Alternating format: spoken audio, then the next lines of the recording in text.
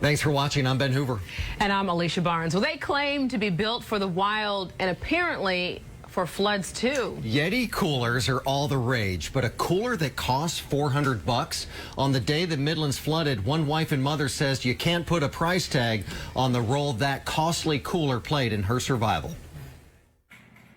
Life certainly does go on, but putting the pieces back together is a little bit, it's just it's a new normal.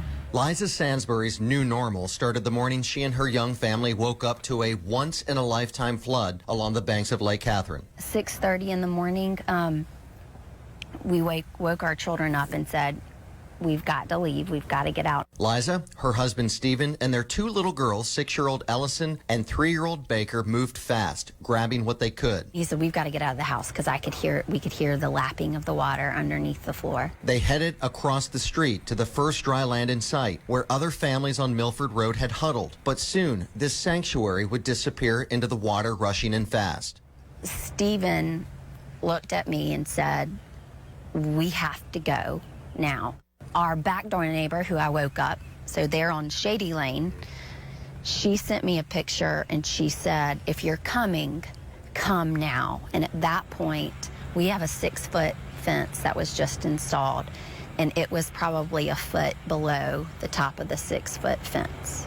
Liza and Stephen came up with a plan. He would swim the girls across the street, through their flooded lot, over the fence, and drop one girl off at a time to the neighbor. He took my 3-year-old first, and when he put her on his shoulders and when he crossed, it was to his chest, and so he's, an average sized man. And then when he came back, that's the first time that he actually looked scared to me, and he was like, and he looked at my 6-year-old and he said, Ellison, you're gonna have to swim. Stephen set off with Ellison. Liza couldn't watch. The water was swift, and she had to somehow make it across on her own. But how? She's shorter and smaller than Stephen. She needed something to help hold her up above the deep, raging water. And I was like, the Yeti. The Yeti, that cooler she had stuffed wedding rings, clothing, and other items into back at the house to keep dry, would act as a flotation device. So I just held that and did the breaststroke across the water. And I remember one time holding onto the Yeti, and I came up for air, and I looked up and I was like, okay, is this gonna be it?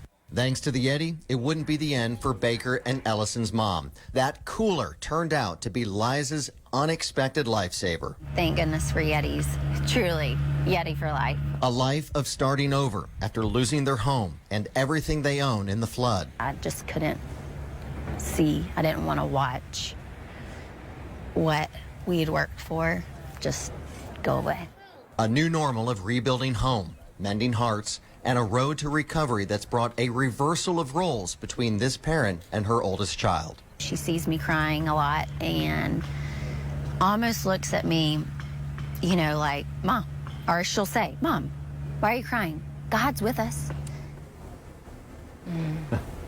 God's with us. Well, the Sansburys just learned, and again, it's been a month. They just learned they will be able to rebuild, but they were not in a flood zone, so they had very little flood insurance. So they are going to have to go through the whole appeal process with FEMA. And as you saw, that last picture there of them in the suits with all the mud and all that kind of stuff, they're going to have to do a lot of the work on their own because the flood just wiped them out. Right.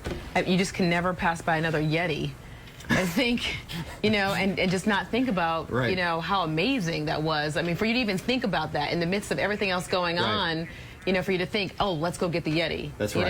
Yes. So, wow, what an amazing story of survival. Thanks, Ben. Yep. All right.